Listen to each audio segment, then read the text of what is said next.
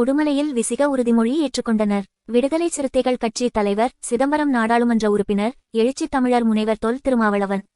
ஆணைக்கிணங்க உடுமலை அருகே பாலப்பம்பட்டி சமத்துவத்தில் மாமனிதர் புரட்சியாளர் அம்பேத்கர் அவர்களின் அளப்பரிய பேரிழைப்பால் வடித்து வகுத்தளிக்கப்பெற்ற இந்திய அரசமைப்பு சட்டம் அரங்கேற்றப்பட்ட நாளான நவம்பர் 26 அன்று அச்சட்டத்தின் அடிப்படை கூறுகளான நீதி, சுதந்திரம், சமத்துவம், சகோதரத்துவம் ஆகியவற்றை நீர்த்து போகாமல் பாதுகாத்திடவும் புரட்சியாளர் அம்பேத்கர் அவர்கள் கண்ட கனவை நனவாக்கும் வகையில் பிறப்பினடிப்படையிலான உயர்வு தாழ்வு என்னும் சனாதன பாகுபாடுகள் இல்லாத ஒரு புதிய சனநாயக இந்தியாவை கட்டமைத்திடவும் உளப்பூர்வமாக உறுதியேற்கிறோம். அரசமைப்பு சட்டம் என்னும் அம்பேத்கர் சட்டமானது மனுஸ்மிருதி என்னும் மனுச்சட்டத்திற்கு நேர் எதிரானதாகும்.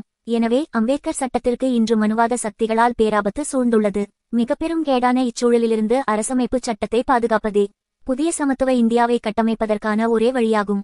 அதற்கு இந்திய அளவில் சனாதன சக்திகளை தனிமைப்படுத்தவும் சனநாயக சக்திகளை ஐக்கியப்படுத்தவும் வரலாற்றுச் சிறப்புமிக்க இந்நாளில் விடுதலை சிறுத்தைகள் கட்சி திருப்பூர் தெற்கு மாவட்ட செயலாளர் தா.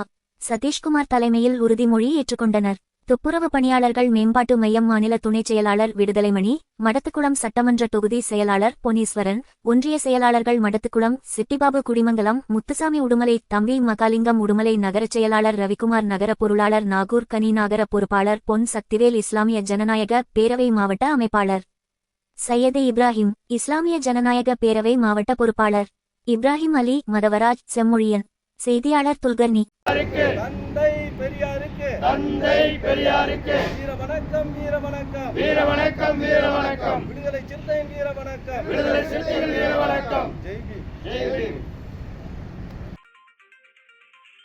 திருவின் நிஜ பார்வை TNP நியூஸ் 24/7.